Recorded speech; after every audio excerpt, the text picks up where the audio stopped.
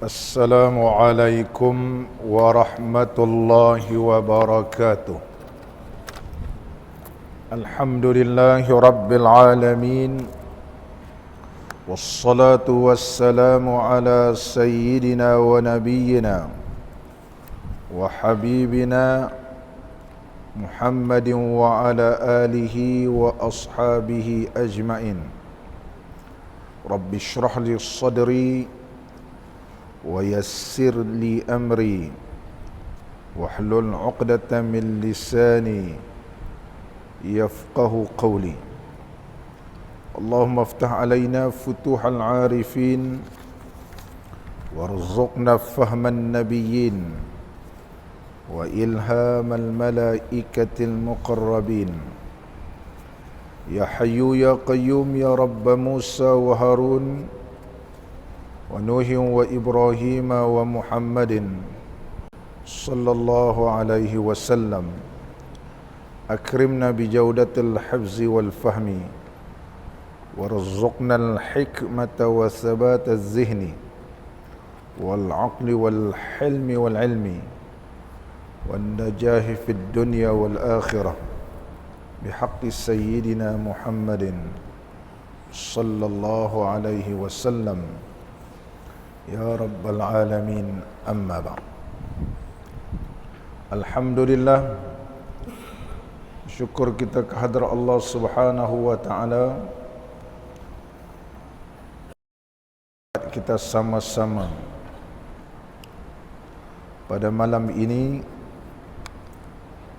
berada di dalam majlis ilmu mempelajari kitab Syifaul Qulub karangan seorang ulama daripada Aceh yang bernama Syekh Abdullah rahimahullahu ta'ala.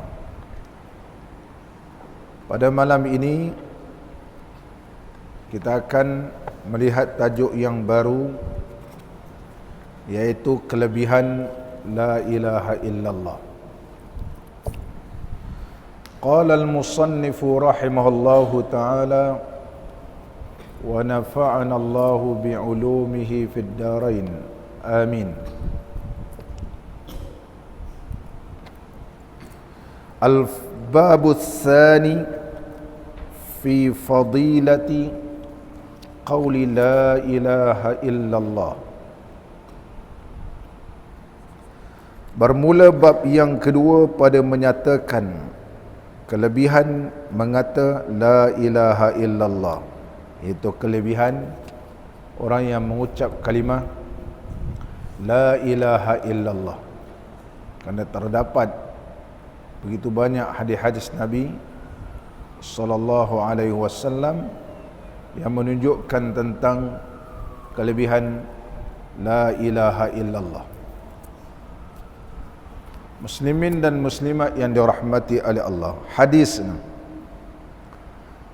maksudnya barang siapa, maksud hadis Nabi sallallahu alaihi wasallam, barang siapa mengucap atau mengata la ilaha illallah pada tiap-tiap hari 100 kali, nescaya datang pada hari kiamat mukanya seperti bulan purnama 14. Di antara hadis Nabi sallallahu alaihi wasallam yang menunjukkan tentang kelebihan la ilaha illallah, itu barang siapa yang mengucap kalimah la ilaha illallah satu hari sebanyak 100 kali, nescaya ia akan datang pada hari kiamat bercahaya-cahaya mukanya seperti bulan purnama. Di antara hadis-hadis yang lain bahawa Nabi sallallahu alaihi wasallam telah bersabda, man kana akhiru kalamihi la ilaha illallah dakhalal jannah. Akhrajahu Ahmadu wal Bazzaru fi musnadihi wat Tabrani wan Nasa'i wa Ibnu Khuzaimah. Sabda Nabi sallallahu alaihi wasallam, barang siapa akhir kalamnya la ilaha illallah dakhalal jannah. Hadis yang diriwayatkan oleh Imam Ahmad, Imam Tabrani, Imam Nasa'i, Ibnu Khuzaimah dan juga Imam Bazzar dan juga Imam Ahmad. Dalam satu riwayat yang lain, sabda Nabi SAW, man mata wa huwa ya'lamu an la ilaha illallah dakhala al-jannah. Sabda Nabi SAW, barang siapa mati atau barang siapa ketika matinya wa huwa ya'lamu, sedangkan ianya mengetahui alla ilaha illallah, tiada Tuhan yang disembah yang sebenar melainkan Allah, dakhalal jannah, masuk syurga ia, masuk syurga. Hadis yang diriwayatkan oleh Imam Ahmad daripada Abi Sa'id Al-Khudri, bahawa ada dua hadis. Satu hadis, barang siapa di akhir hayatnya ketika menghadapi sakratul maut dapat mengucap kalimah la ilaha illallah, masuk syurga. Bukan semua orang mati dapat ucap kalimah la ilaha illallah, jadi dia tak dapat masuk syurga. Maka hadis yang kedua memperjelaskan barang siapa yang mati sedangkan ianya beriman dan mengetahui tiada Tuhan yang disembah melainkan Allah, maka dia masuk syurga. Ulama tauhid menyatakan fal awwalu fi man yastati'un nutqa. Hadis yang pertama menunjukkan bahawa mereka yang mampu mengucapkan kalimah la ilaha illallah, dia pun masuk syurga. Adapun hadis yang kedua, wasani wal hadisus sani fi man la yastati'uhu, orang yang tak dapat ucap kalimah la ilaha illallah wallahu taala alam, sedangkan Allah lebih mengetahui, ianya tetap mengesahkan Allah, mentauhidkan Allah, tetap masuk syurga, tetap masuk syurga. Justru itulah ulama fiqh, ulama tauhid menyatakan man lam yafham ma'naha lam yantafi' biha. Barang siapa yang mengucap kalimah la ilaha illallah dan tidak faham maknanya, tidak memberi manfaat.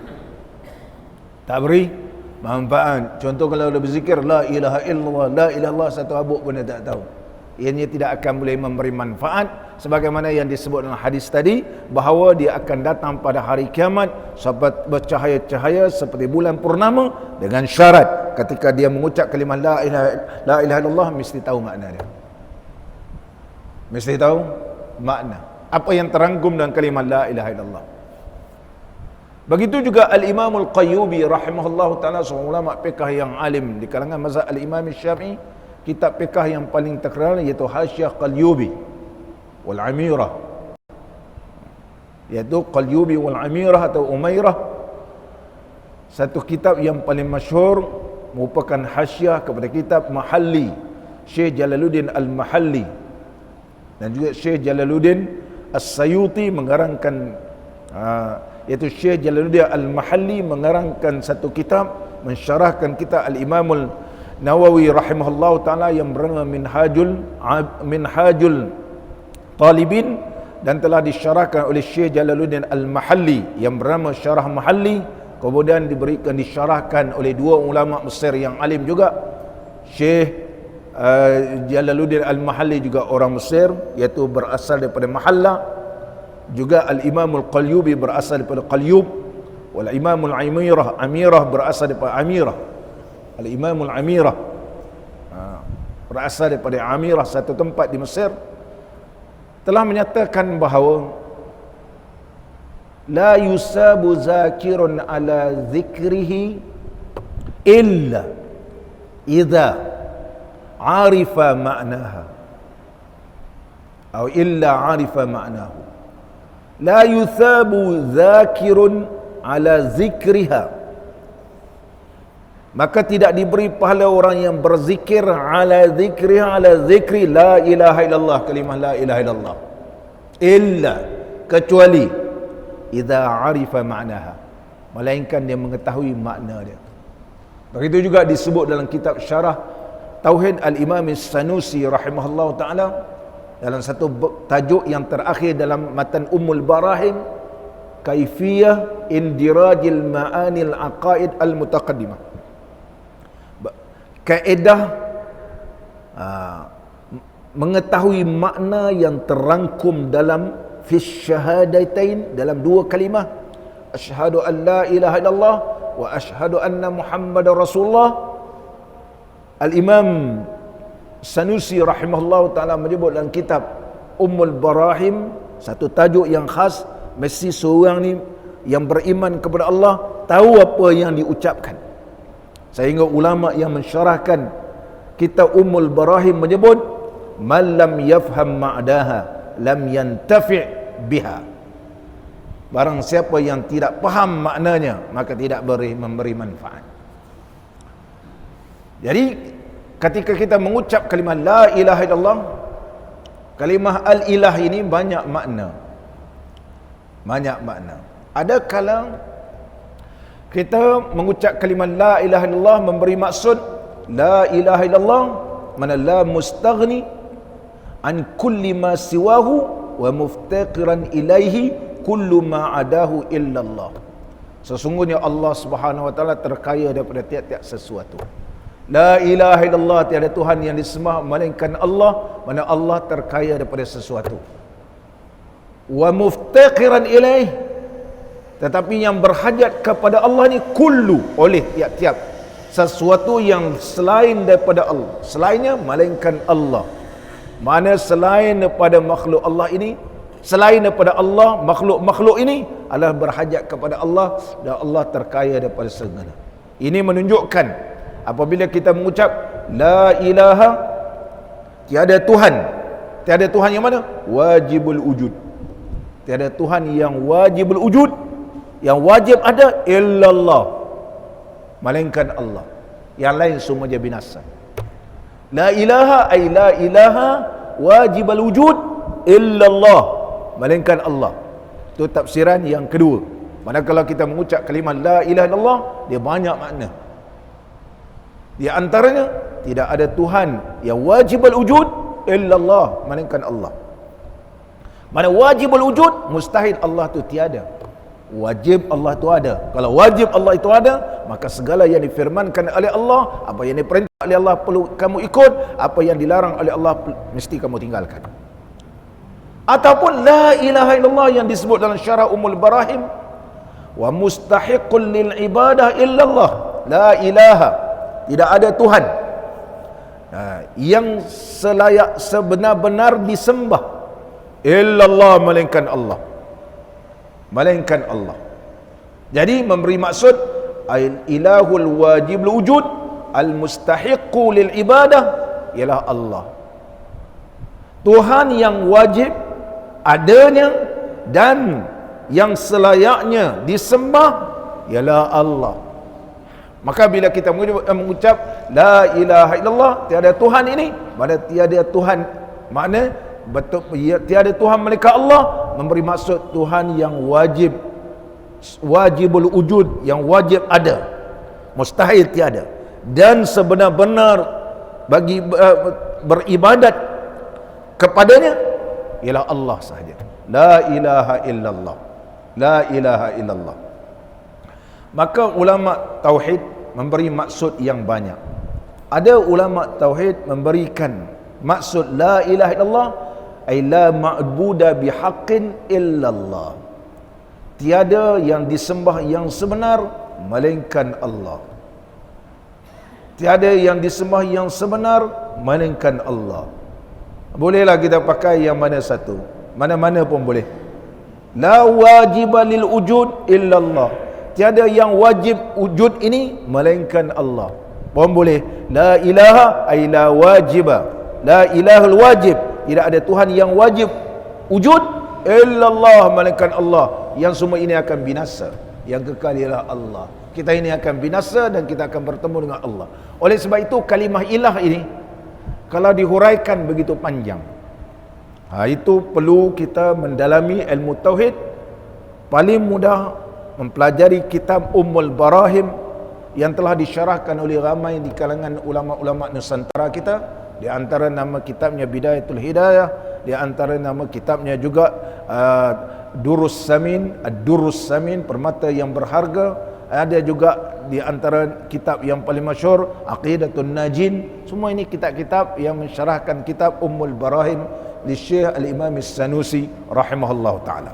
Setelah kita mengetahui serba sedikit makna la ilaha illallah, kata kita berzikir la ilaha illallah, tahu makna la ma'budu bihaqqin illallah, tidak ada yang disembah yang sebenar melainkan Allah.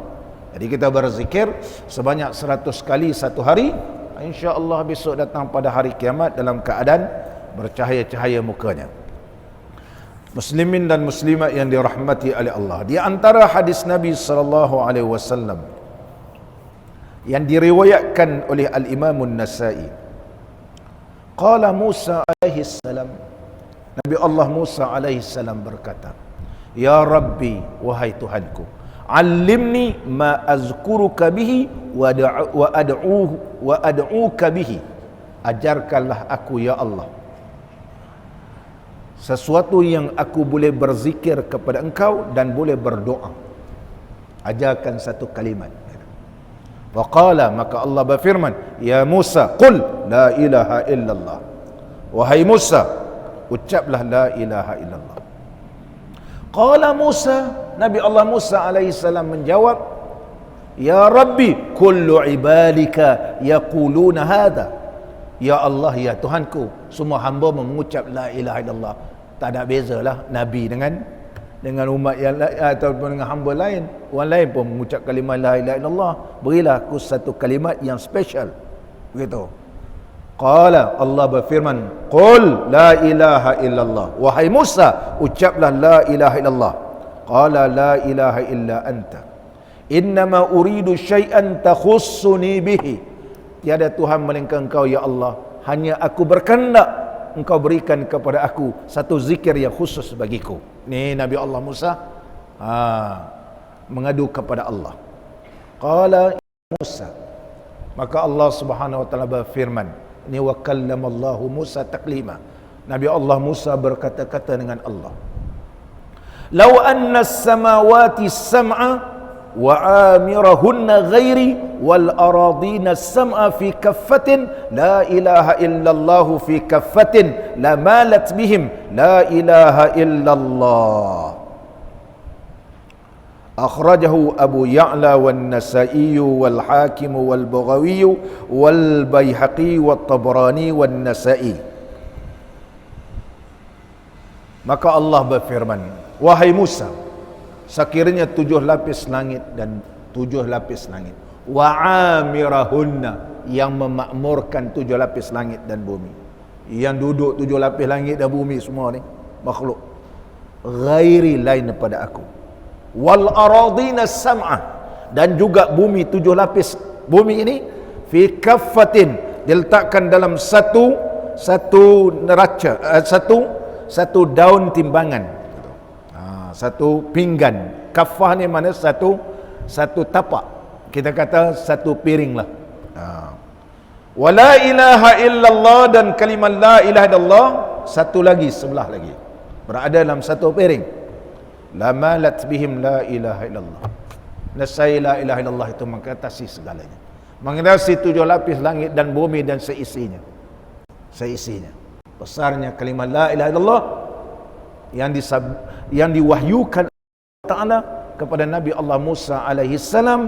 Hadis ini telah diriwayatkan oleh Al-Imam An-Nasa'i dalam Al-Kubra, Al-Imam Al-Hakim dalam Mustadrak, Al-Imam Abu Ya'la, dan juga Al-Imam Al-Baghawi dalam Syarh Sunnah. Al-Imam Al-Baghawi Syarh Sunnah, juga mengarang kitab Masabih Sunnah, Mishkatul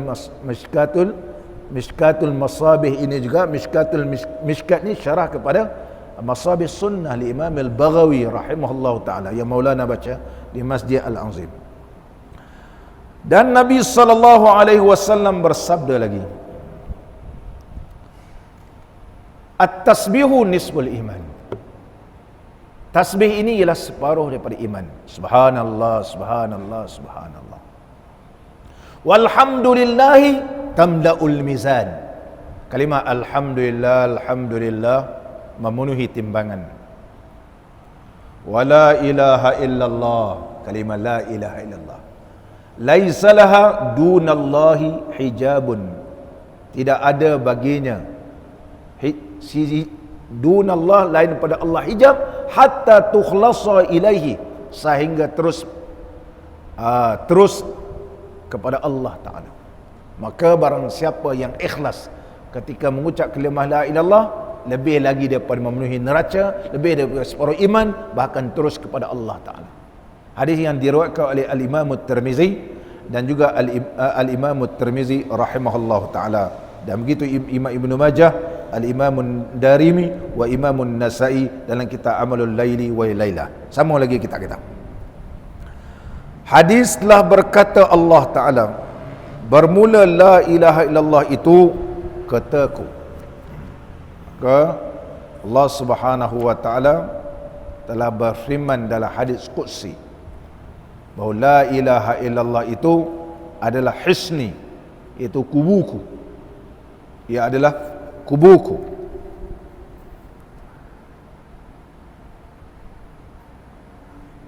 Ataupun kotaku, dan barang siapa masuk dalam kotaku, nescaya sentosa ia daripada azabku.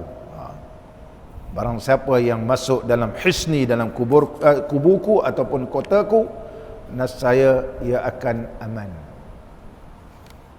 Ianya akan aman. Maknanya ia akan sentosa. Ini kelebihan la ilaha illallah.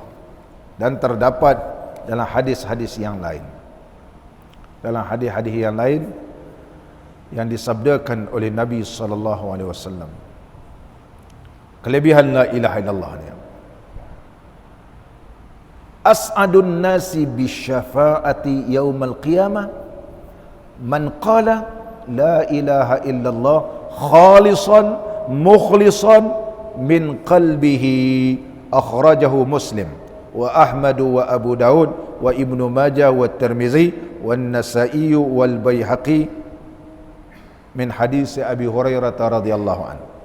Sabda Nabi sallallahu alaihi wasallam, as'adun nasi, manusia yang paling bahagia, bi syafaati, dengan syafaatku. Siapa dia? Yaumal qiyamah, pada hari kiamat besok, man qala, mereka yang mengucap la ilaha illallah khalisan, dalam keadaan ikhlas, mukhlisan, benar-benar tulus ikhlas, min qalbihi, daripada hatinya, Allah berikan, iaitu mendapat syafaat Nabi sallallahu alaihi wasallam. Sambung lagi kitab kita. Hadis tunaikan olehmu akan zakat badanmu, maka bahawasanya zakat badan itu la ilaha illallah. Tunaikan zakat badanmu. Apakah zakat badan? Iaitu la ilaha illallah. La ilaha illallah. Allahu Akbar.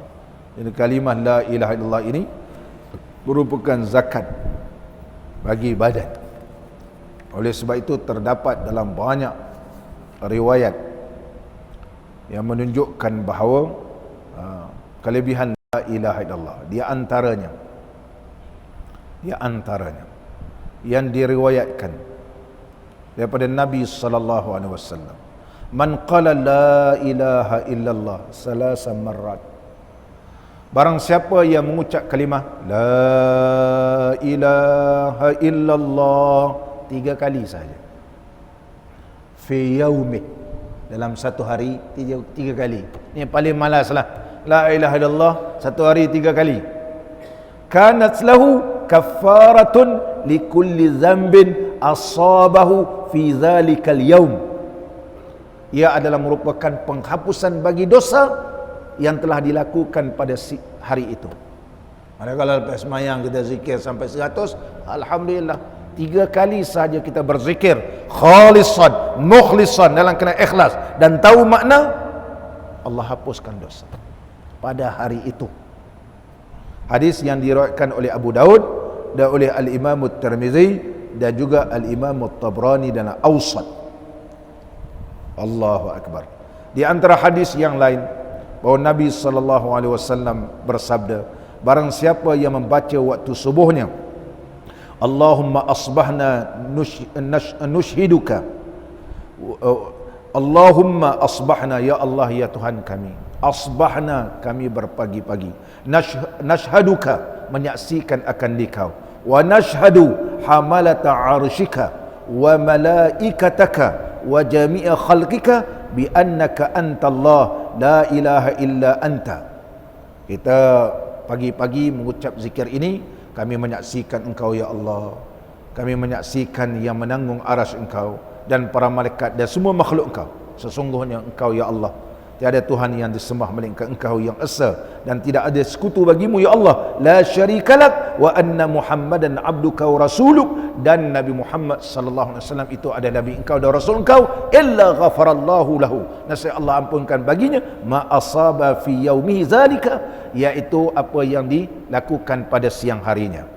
Wa in qala hina yumsi, waktu petang pula dia berzikir seperti tadi, ghafarallahu lahu ma asaba fi tilka lailah min zambin, apa yang dilakukan waktu malam dosa diampunkan oleh Allah. Dalam kitab Jami' Usul li Imam At-Tirmizi rahimahullah taala ada dua riwayat. Riwayat yang tadi panjang sangat, riwayat yang pendek iaitu la ilaha illallah yang boleh kita amalkan. Sambung lagi kita.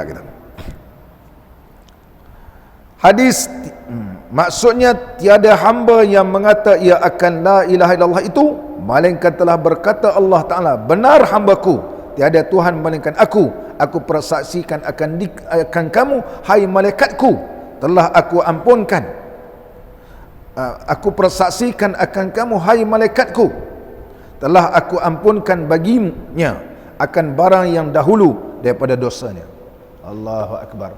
Kalau kita baca la ilaha illallah ini, maka Allah Subhanahu wa taala telah berfirman, benar apa yang diucapkan oleh hamba-Ku ini, wahai malaikatku, persaksikanlah.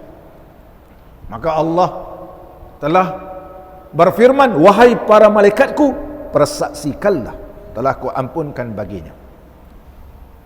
Telah Ku ampunkan baginya. Besarnya kalimah la ilaha illallah. Sebagaimana sabda Nabi sallallahu alaihi wasallam hadis yang lain, laqinu mautakum la ilaha illallah. Nampak ni? Talkinkanlah orang yang nak mati di kalangan kamu la ilaha illallah. Fa innaha, kerana kalimah la ilaha illallah itu tahdimuz zunuba hadman, dia menghapuskan dosa terus. Qalu ya Rasulullah, para sahabat bertanya, wahai Rasulullah sallallahu alaihi wasallam, fa in qalaha fi hayati, kalau dia ucapkan waktu dia hidup, bukan nak mati, la ilaha illallah, qala hiya ahdam wa ahdam, dia menghapuskan dosa. Allahu Akbar. La ilaha illallah. Muslimin dan muslimat yang dirahmati oleh Allah Subhanahu wa taala. Dan seterusnya lagi, terdapat satu riwayat daripada Ibnu Abi Fadl al-Jauhari, katanya, idza dakhala ahlul jannatil jannata fasami'u ashjaraha wa atyaraha wa anharaha wa jami'a ma fiha yaqulun, sesungguhnya penghuni syurga bila masuk syurga, orang yang nak masuk syurga ni dia masuk syurga, mana penghuni syurga ni di dalam syurga, bila mendengar pokok-pokok dalam syurga, mendengar burung-burung dalam syurga, mendengar sungai-sungai yang mengalir dalam syurga, dan semua yang ada dalam syurga mengucapkan la ilaha illallah. Burung dalam syurga la ilaha illallah, sungai yang mengalir la ilaha illallah, pokok-pokok semua yang ada dalam syurga la ilaha illallah. Fayaqulu ba'duhum li ba'din, berkatalah sesama mereka dalam syurga ni, kalimatun kunna naghfalu anha fid dunya, inilah kalimat yang kita lalai dalam dunia, inilah dia kalimat yang kita tak ucapkan dalam dunia. Kalaulah kami tahu bahawa besarnya kelebihan dan fadilat baca la ilaha illallah, nascaya tidak akan kami tinggalkan. Allahu Akbar. Kita ni sebab belum tahu, sekarang dah tahu. disabdakan oleh Nabi sallallahu alaihi wasallam, amat malang mereka yang tidak mau berzikir. Tidak mau berzikir kalimah la ilaha illallah. Barangkali kita tertanya-tanya, macam mana nak ucapkan la ilaha illallah? La ilaha illallah. Sebelum itu, mari kita tengok berapa kelebihan la ilaha illallah. Qadhi Iyad rahimahullah ta'ala, seorang ulama hadis yang terkenal, menyebut dalam kitab beliau Al-Madarik, nama kitabnya. Syekh Al-Hafiz Iyad rahimahullah ta'ala menyebut dalam kitab Al-Madarik daripada Yunus ibn Abdul Ala, diceritakan annahu asabahu syai'un, dia terkena satu penyakit. Fara'a fi manamihi qailan yaqulu lahu ismullahil akbar, maka dia terlihat dalam mimpi satu suara berkata, ismullahil akbar, ucapkanlah nama Allah yang besar, la ilaha illallah.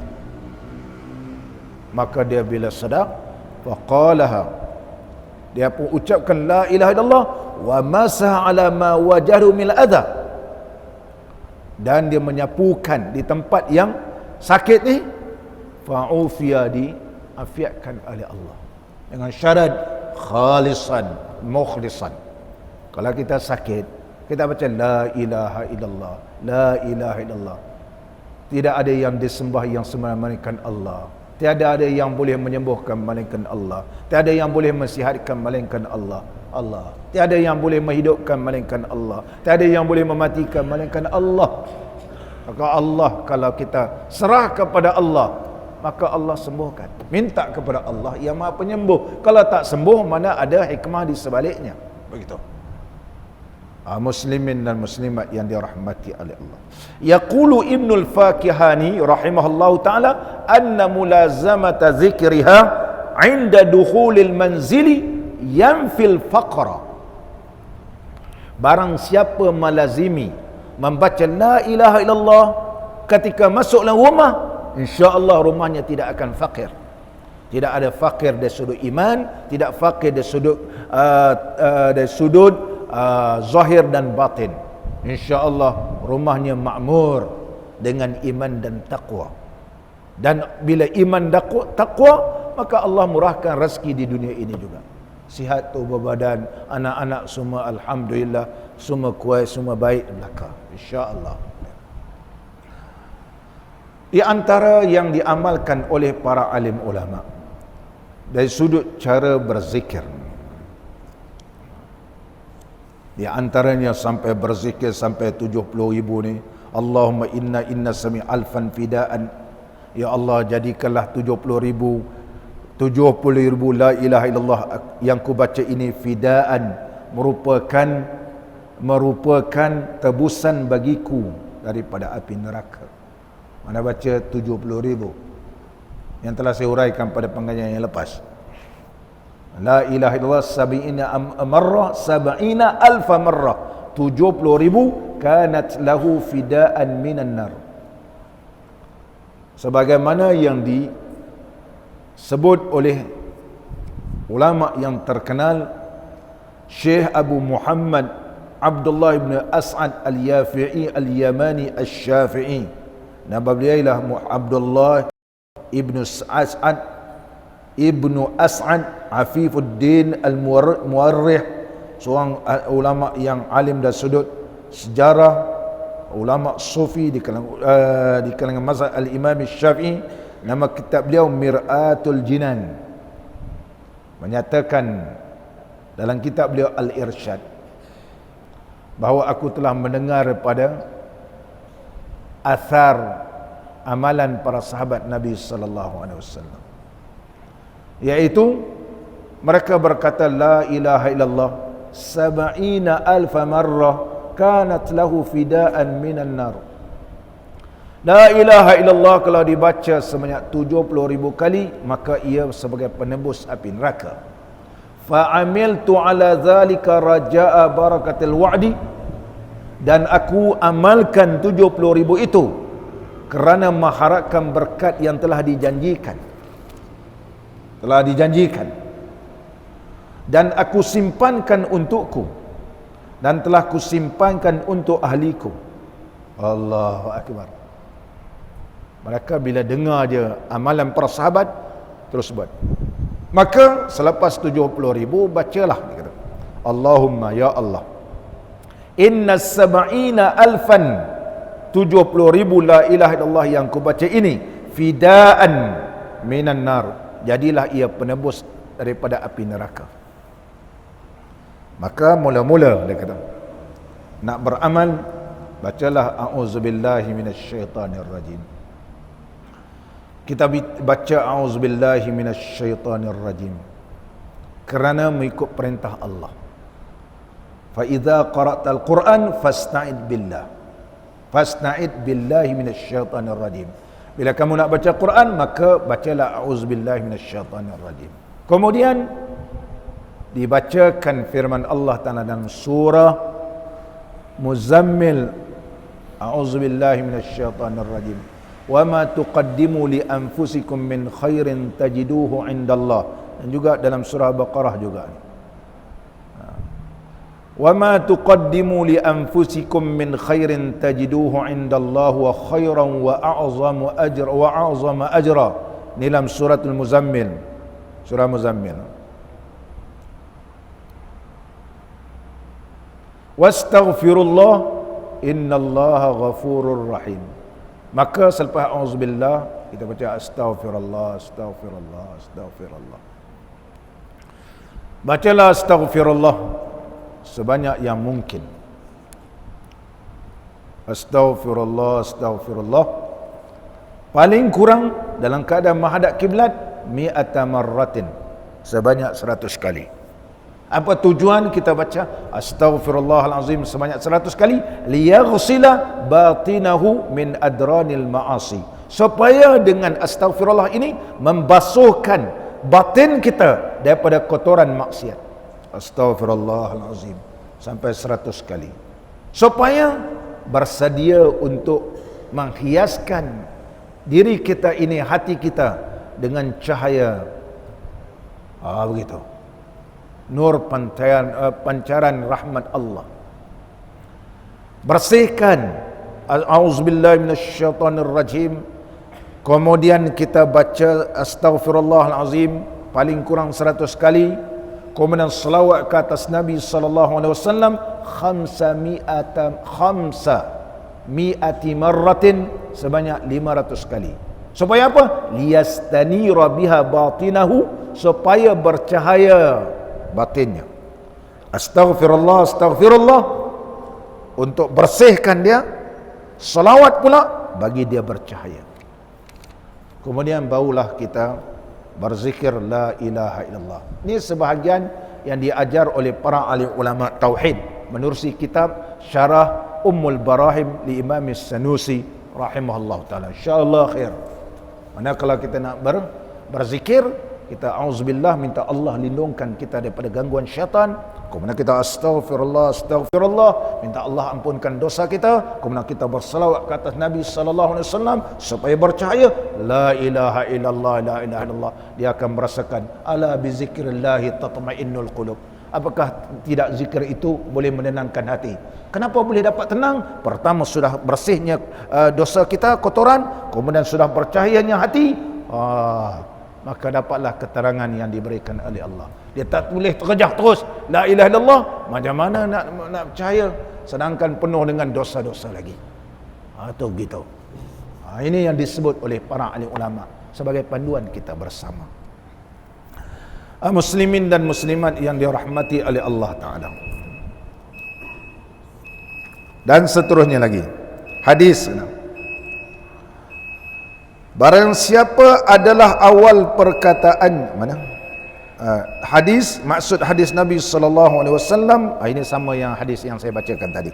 Barang siapa mengata atau mengucapkan ia la ilaha illallah padahal khalis, nampak ni, lagi mukhlis, ia nescaya ia masuk ia syurga dengan tiada dihisab. Pertama dihisab. Di antara riwayat daripada Nabi sallallahu alaihi wasallam, turun firman Allah Taala, hal jazaa'ul ihsan illa al ihsan.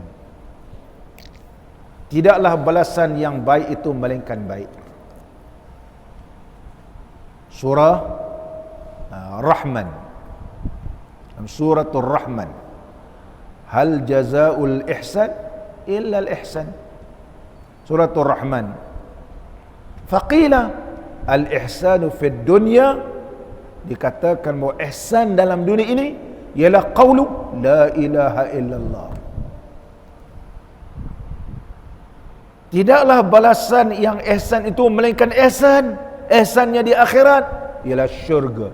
Oleh sebab itulah menurut hadis kita ni, barang siapa yang membaca la ilaha illallah khalis mukhlis, masuk ia dalam syurga Allah. Tapi kena tahu makna yang saya sebutkan tadi.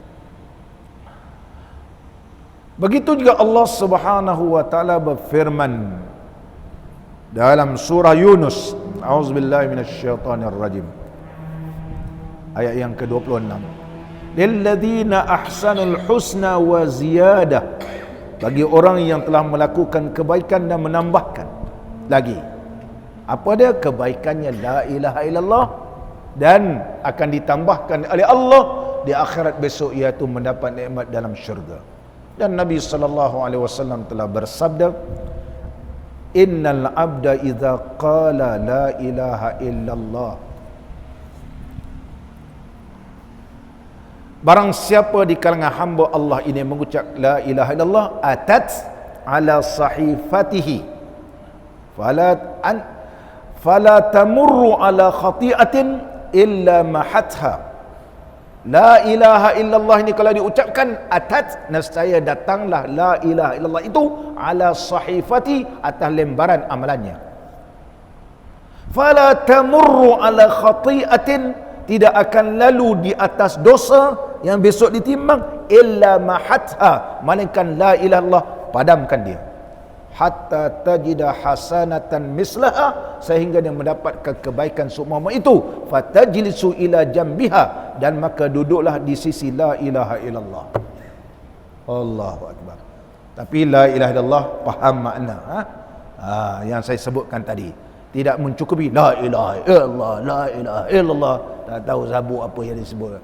Jeffrey, apa maksud la ilaha illallah? Tak tahu Ustaz. Orang hanjut, kita hanya hanjut. Orang pusing kepala, saya pun pusing kepala. Ini tak ada apa-apa. Kalau ikut kaedah yang disebutkan oleh ulama tauhid tadi, cara-cara dia, astaghfirullah, selawat, insya-Allah khair. Hadis, barang siapa adalah awal perkataan la ilaha illallah dan akhir perkataannya la ilaha illallah, padahal mengejar ia akan 1000 kejahatan, jika hidup ia 1000 tahun sekalipun, nescaya maampun oleh Allah Ta'ala daripada dosa ini. InsyaAllah ini semua akan datang. Mudah-mudahan Allah Subhanahu Wa Ta'ala memberkati pertemuan kita dan digolongkan kita semua di kalangan hamba-hamba Allah yang bertakwa kepadanya. A'udzubillahi minasyaitonirrajim. Bismillahirrahmanirrahim. Alhamdulillahi rabbil alamin, wassalatu wassalamu ala sayyidina wa nabiyyina wa habibina Muhammadin wa ala alihi wa sahbihi ajma'in. Allahumma ja'al ijtima'ana birrahmah wa iftiraqana bil maghfirah wa khatimatana bis sa'adah wa alhimna ar-rushda wal hikmah. Allahumma ja'al akhira kalamina minad dunya 'inda intihai ajalina qawla la ilaha illallah. Ahyina 'alaiha ya hayyu wa amitna 'alaiha ya mumit wa ab'as 'alaiha min quburina ya ba'ith wanfa'na warfa'na biha yawma la yanfa'u malun wala banun illa man atallaha biqalbin salim. La ilaha illallah shifaa'una, la ilaha illallah dawa'una, la ilaha illallah akhiru kalamina. Wa sallallahu ala sayyidina Muhammad wa ala alihi wa sahbihi wa baraka wa sallam. Walhamdulillah rabbil alamin. Aqimis salat.